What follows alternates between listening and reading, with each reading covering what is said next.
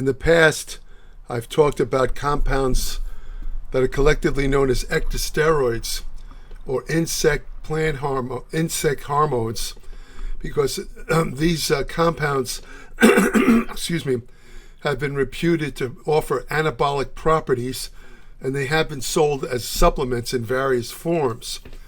There's basically, ecdysteroids can be categorized in two broad classes.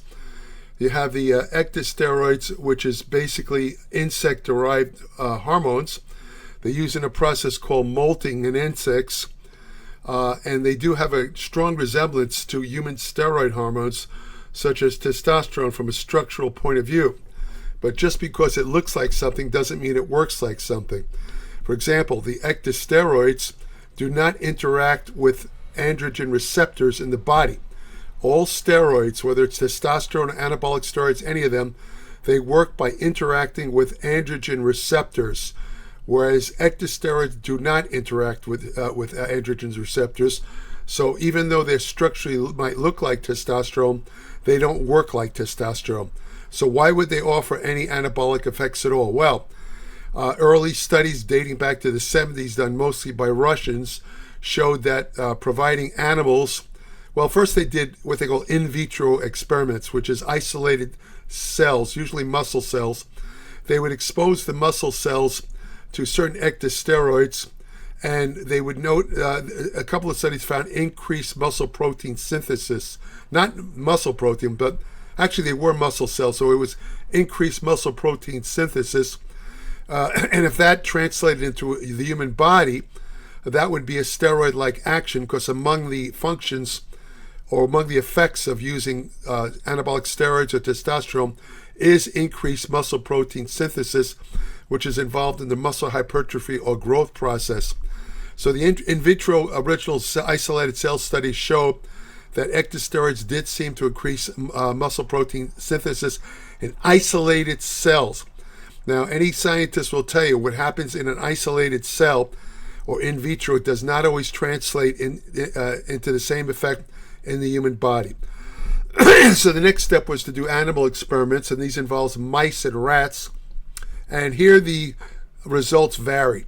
In some of the experiments, again, this was done in the 70s by mostly Russian scientists, and some of the studies did show increased anabolic effects in rodents. For example, but there was like a couple of things that were notable. For example, in the mouse studies where they tested ecdysteroids, they found that the ecdysteroids increased protein synthesis in the liver, but there was no sign of it increasing it in muscle, which is not very good from an anabolic standpoint. But regardless of that, word got out that the Russian athletes were using ecdysteroid supplements and East Germans, and one thing led to another, and eventually you had these ecdysteroid supplements sold under different names. And like I say, they still exist today, but the one I want to talk about here is probably the most controversial and the most popular. And I've been asked many times under my videos, people have asked me to do a video on this. Even though I discussed ecdysteroids in a past video, I'm talking about turkesterone. Turkesterone. It's called turkesterone. It has no relation to turkeys, but the reason it's called that, it's derived from a plant called Ajuga turkestanica, so they called it turkesterone. And a lot of people on the internet, self-styled experts, and I call them self-styled because they're not really experts. They've touted the benefits of turkesterone. One such pseudo-expert is Joe Rogan. Apparently he has pushed turkesterone as a very effective muscle-building supplement. My question right off the bat is why anyone, I'm talking about anyone with a brain greater than the size of a pea, would look at Joe Rogan as an expert on nutrition. Joe Rogan is not an expert on nutrition, and to listen to what he says on the topic makes you, quite frankly, a moron. And as far he has a guest on, he interviewed this so-called scientist on his show who also pushed turkesterone as an effective anabolic, and that to me personally made this particular guy lose all credibility. Apparently, he has some sort of association with a university in California. I would never look at this guy's stuff because I've caught him in making many, many errors in some of the things he says. He is not an expert on. He thinks he's an expert on everything. I wouldn't waste my time looking at this guy's stuff. He makes a lot of mistakes, and one of the main mistakes he made was claiming that turkesterone produced anabolic effects. It doesn't, if you're an insect or possibly a rodent, but not in humans. As a matter of fact, they came out with a study recently in the International Journal of Environmental Research and Public Health. They wanted to test. They looked at these old studies where they showed anabolic effects in animals such as rodents, mice and rats, and they wanted to see. They wanted to do an updated study. I should point out that they did do human studies on ecdysteroids with young men engaged in weight training, and they found zero anabolic effects from ecdysteroid supplements. Zero. I mean nothing. No increased muscle protein synthesis. No body fat loss. Not a thing. They didn't do many studies. Now, turkesterone itself has almost no human research to back it up at all, which right away is a red flag. I mean, why would you take something that has no proof of efficacy whatsoever? Everything said about it all over the internet is what they call in science anecdotal evidence, meaning it's some guy saying, oh, I took turkesterone and I made tremendous gains. I put on 30 pounds of muscle. That is not evidence of efficacy, because the guy could have put on 30 pounds of muscle through various mechanisms. In fact, he might have gotten a placebo effect. A lot of people make gains on various supplements because they believe it will work. The supplement itself is doing nothing, but their belief in this supplement is causing them to do subtle things they don't even realize, such as maybe train a little harder, sleep a little better, eat better food. That is producing real gains, and they wrongly attribute those newfound gains to the supplement. This is quite common with sports supplements, and I believe, based on what I've seen, this is the case with turkesterone. So I want to talk a little about this new study, and the title of it again is Phytoecdysteroids do not have anabolic effects in skeletal muscle and sedentary aging mice. So right away I gave it out. I already gave away the end of the study. This study looked at not just turkesterone, but it looked at another ecdysteroid that is also considered very anabolic by some people, called 20-hydroxyecdysterone, or 20E.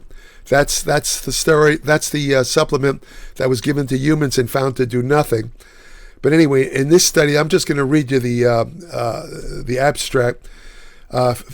Skeletal muscle mass and strength are lost with aging. Phytoecdysteroids, in particular 20-hydroxyecdysterone, increase protein synthesis and C2C12 skeletal muscle cells and muscle strength in young rats.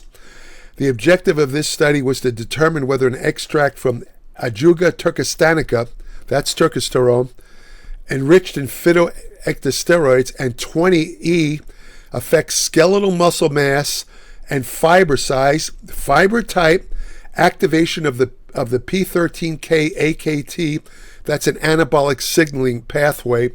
When activated, it increases muscle mass, and the messenger RNA levels of MAFBX, MRF1, and myostatin. Those are catabolic substances. Meaning, the reason they tested for that, excuse me, is even if turkesterone didn't provide direct anabolic effects, if it somehow, let's say, blunted the effects of substances known to blunt muscle growth or actually stimulate muscle breakdown or catabolism, it would still be a beneficial substance, because muscle growth involves a balance between anabolism and catabolism, where anabolism or growth dominates over catabolism. So anything that reduces catabolism will tip the scale in favor of anabolism, which means greater muscle gain. So even if turkesterone didn't affect the anabolic pathways, but affected the, let's say, catabolic pathways, it would be a useful supplement. There's no question about it. Well, continuing with the abstract, it says aging male mice, aging mice at 20 months old, received either the Turkesterone 20E or a placebo once a day for 28 days or a single acute dose. Treatment did not alter body, muscle, or organ mass, fiber cross-sectional area, or fiber type in the tricep brachii or plantaris muscle. That's a muscle in the lower leg. Likewise, protein synthesis signaling markers, such as the phosphorylation of AKT and P70SK6, these are markers of increased protein synthesis in humans and rodents, measured after either 28 days or acutely, were unchanged. Neither turkesterone nor 20E, which is the 20-hydroxyecdysterone, that is a insect hormone. Turkesterone would be what they call a phytoecdysteroid because it's derived from plants. Neither one of them, treatment for 28 days, altered the messenger RNA levels of the catabolic factors, including myostatin. In other words, they did not affect the catabolic factors that prevent muscle growth or blunt muscle growth. In conclusion, these data indicate that phytoecdysteroid treatment does not alter muscle mass or fiber type, nor does it activate protein synthesis signaling in the skeletal muscle of sedentary aging mice. All right, two things to consider here right off the bat. First of all, it was a mouse study. And you could say, well, wait a minute, since it was a mouse study, it doesn't mean that it translates into human physiology. Turkesterone could be much more effective in humans. However, you have to consider the bulk of research that proves that turkesterone works is animal research. It's animal research, including rodents, and also in vitro or isolated muscle cell. Not much human research at all, if any. So this study would be valid because the studies that people selling turkesterone, the studies they currently use to prove that it's good stuff, are animal studies. Here's a new animal study saying that it doesn't do anything. Now, as far as the, you can also say, well, wait a minute, these are sedentary mice. You know, they didn't exercise the mice. Maybe turkesterone needs, you have to exercise the mice, just like humans, they need to exercise to get the full benefits of a lot of supplements. A lot of supplements wouldn't work. Now, to answer that one, I'd point out the famous 1996 study, which proved once and for all that testosterone is highly anabolic in muscle. Before that, there used to be a debate where scientists would say, well, when you take steroids, it just increases water retention in muscle. It doesn't really build muscle, and it doesn't increase muscle size. Well, that was every athlete who heard that would laugh. And that's why athletes and bodybuilders didn't go to doctors, because the doctors, first of all, knew nothing about steroids, and they believed that nonsense that steroids cause nothing but water retention, when in fact the athletes were seeing their own muscles grow. But anyway, besides that is the fact that that this original 1996 study of testosterone involved giving testosterone to humans, both involved in weight training and not doing any weight training, and then there was a third group that didn't get any testosterone at all. But here's the point: the testosterone increased muscle size even in the men that were doing no exercise, no weight training at all. Testosterone still increased the muscle size, even without exercise. Of course, the men that did the actual weight training gained the most muscle, because testosterone does work better, as does any anabolic steroid, when you combine it with exercise. But the point of, that I'm trying to make here about this, they were hoping, these scientists who wrote this study, they were hoping that turkesterone proved to be anabolic in the rodents, because then it would be possibly of use to treat humans suffering from something called sarcopenia, which is a loss of lean mass or muscle with age. And the one thing about phytoecdysteroids or ecdysteroids in general which is true, is that they don't have the side effects of drug steroids, anabolic steroids and testosterone. All the side effects associated with anabolic steroids don't exist in ecdysteroid supplements. That is true. But another problem, a notable problem with the ecdysteroids that you won't see mentioned on the sites that sell it, is that they're rapidly eliminated from the body. In other words, you take them in, you'll absorb them, but they're literally in and out. They don't last long in the body. Why is that a problem? Let me give you an analogy so you understand. You might have heard about, you've seen articles, you've probably seen videos, exercises and workouts that increase testosterone. And these supposedly, if you do these type of exercises or workout routines, they'll increase your testosterone levels, and you'll have an anabolic effect, and your muscles will grow faster.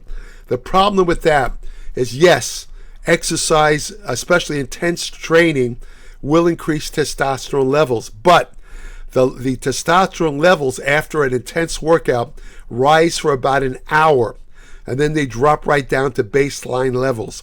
Unfortunately, that's not enough to boost muscle mass.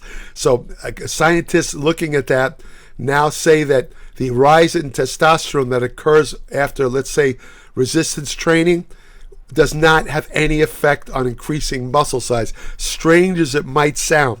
And this, of course, raises the question, if the testosterone rise after exercise doesn't boost muscle size or muscle gains, then why do steroids obviously do the same? Here's your answer. Steroids are designed to be sustained. They have a sustained action. Oral steroids are basically structurally manipulated forms of testosterone. They're manipulated to resist the premature degradation or breakdown in the liver that normally occurs when you take an oral testosterone supplement. The only one that ever really worked originally, the original testosterone, was methyl testosterone, which was the first oral steroid ever introduced back in 1935. But unfortunately, the methyl testosterone was not rapidly broken down in the liver, but it also caused severe liver problems. So it kind of never became a popular steroid for good reason. It was very toxic for the liver. But when you take any oral, if you took oral testosterone, straight testosterone, it would be degraded in about 30 to 40 minutes. It would have very little activity. So what they do with oral anabolic steroids is they structurally manipulate it. Usually at what they call the C17 level, they add a methyl group or something like that. There's various ways to do it. This prevents the premature breakdown of the liver, so you get a sustained action. All oral anabolic steroids, they give you a sustained testosterone action. When you take injected anabolic steroids, such as testosterone cypionate and anthate, they are also they are attached to oils, and they're structured in such a way that you also get an extremely sustained action, where you get a gradual release of testosterone that peaks in about 7 to 14 days. Again, a sustained action. That's why these drugs like anabolic steroids and testosterone, this is why they're anabolic. In contrast, ecdysteroids are like it's like taking the express train in, right out. They're broken down. There's not enough time to exert any anabolic action. Now, you could say, what if I took it several times a day? Now, if you took it 8-10 times a day, I don't know. Nobody's ever tested that. Maybe it would be anabolic if you did that. However, based on this mouse study, it doesn't seem to affect any anabolic pathway. And as I said, it doesn't, unlike steroids, it doesn't interact with the androgen receptor, so it cannot, I repeat, put this in bold letters, because all these sites selling turkesterone say the same thing: an anabolic steroid substitute. No, it isn't, because to be an anabolic steroid substitute, you'd have to interact with androgen receptors, and ecdysteroids and turkesterone do not. So I'm just going to end this video now.